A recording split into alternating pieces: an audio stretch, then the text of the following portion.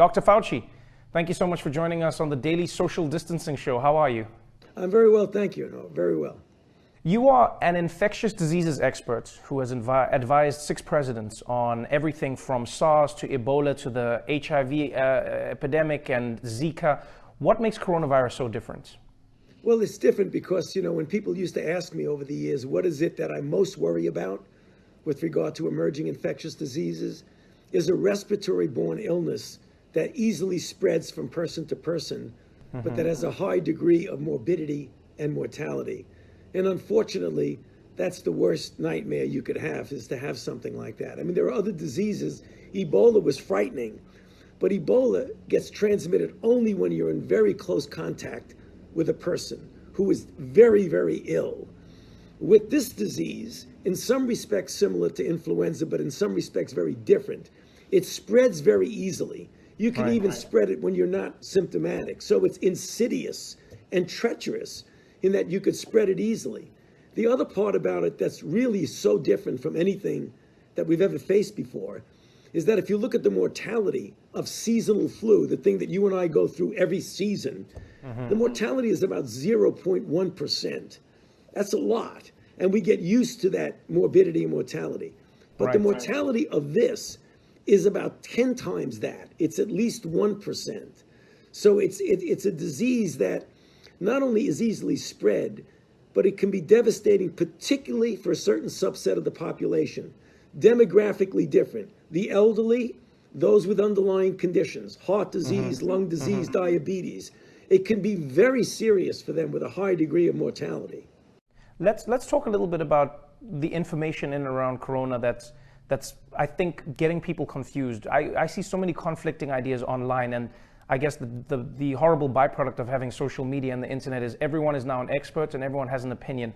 I know this is very basic for you, but just to help everyone be on the same page, how can we catch corona and what are the areas we should be most concerned about? So we know about human-to-human transmission. Most people understand that, but I see people online worried about grocery shopping, touching packages that they receive from Amazon. Do people need to wipe them down? When they're in the grocery store, can they touch other things? How long does coronavirus last in the air? For instance, if you walk into an elevator after somebody else, can coronavirus still be there? What do we need to be on the lookout for as individuals? Okay, there's varied degrees of risk, Trevor, of that in every respect. But the things that are the most common that you really want to latch onto is that sneezing and coughing. When someone is ill, they've got to get themselves out of circulation because they can spread by droplets and even by what we call aerosol, which means the drop doesn't go down right away. It hangs around for a bit. So you could come into a room thinking everything is all right, and then you inhale it. That's likely not the primary way. The primary way is probably droplet. But another way that's very important is handshaking. When people naturally go like that, they cough, and then it's innocent. There's nothing on their hand. They shake your hand or they open a doorknob. And that's the thing. You don't want to be obsessive compulsive about wiping everything down that you go near.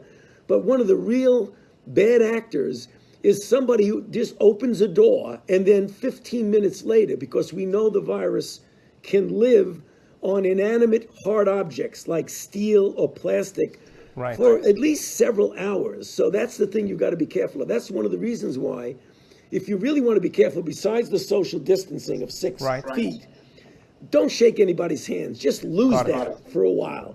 And wash your hands as often as you can because you may be inadvertently touching something. Now, your other question, Trevor, that's important is that I don't think we need to get completely obsessed about packages that come in because those types of surfaces, the virus might live there for a very short time, but people say, should I get a package from a grocery store that says made in China? I wouldn't worry about that. That's not the issue. It's more the close things, the hand washing.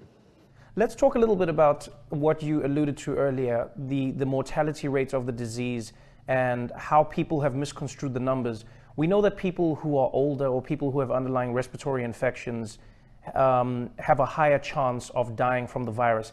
But I think people have started to believe that that means young people are immune and cannot get sick from coronavirus. What are people not understanding from the numbers? Trevor, they're not understanding two things that are important.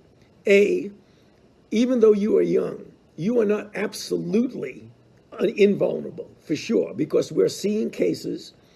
Most of them have some underlying disease, but several don't, who are young people, 30s, 40s, who are getting sick, getting into the hospital, requiring intensive care. Still, the overwhelming proportion are the elderly with underlying disease. But every once in a while, you're going to get a young person. So if you think you're completely invulnerable, you're incorrect. Second issue that's important, that even though you may not get seriously ill, you can get infected with relatively few symptoms, either asymptomatic or mild, relatively trivial symptoms. But then you can infect another person who would then infect a vulnerable person who would then die. I mean, it's the typical example. I'm young, I'm healthy, but you go home, you infect grandma, grandpa, and your sick uncle. So you have a responsibility, not only to protect yourself, but you almost have a societal moral responsibility to protect other people. In talking about the virus, it feels like, understandably, everyone is trying to find an answer. Everybody is trying to find their own solution. Unfortunately, that has bred, it's created a breeding ground for misinformation. For instance, cures that people are touting online, concoctions of different medications, etc. We read about malaria drugs and chloroquine or whatever it is. What is the biggest warning you would give to the general public about trying to self-medicate, or is there any cure that people actually have discovered? What, as a leading health expert, what do you say about this issue? So right now, today, as we speak, there is no proven safe and effective direct therapy for coronavirus disease, for sure. There are a number of clinical trials that are trying to, by randomized controlled trials, get a definitive answer as to what works and what does work, not work, what's safe, what's not safe. Superimposed upon that, there are drugs that are already approved for other things, like hydroxychloroquine for malaria and for certain autoimmune diseases, that there have been anecdotal stories. By anecdotal, I mean people kind of think they work, but they haven't really proven they work. That's really gotten out there on the internet. So people are very enthusiastic, since generally these drugs appear to be safe, and they are, but they do have some toxicities. So a lot of people want a drug even though it's not proven, just in case it might help them. You got to be careful about that for a couple of reasons. You don't want to take that drug off the market for the people who really need it, who have the diseases it's used for. And on the other hand, there may be some toxicity. That's the reason why we're pushing to try and get as many good clinical trials as possible to prove if it works. If it does, then get it out there really fast for everybody. Got it. I have 4 questions, because I know we're going to run out of time, but I just want to let you know I have 4 questions that I think are really important. Number 1, we hear about this clock, 15 days, where things will be reassessed, 15 days where people might go back, 15 days, every country, 21 days. There seems to be a clock. My question is, what is that clock supposed to be, and is there a certain amount of time that people can be away from each other where coronavirus goes away? And the follow-up in that same question is, does the clock start if people are not completely quarantined during that period?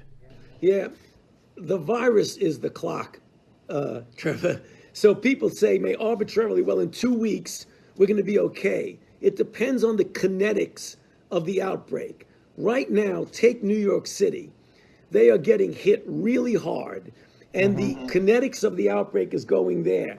You can't predict when it'll make that turnaround and start coming down.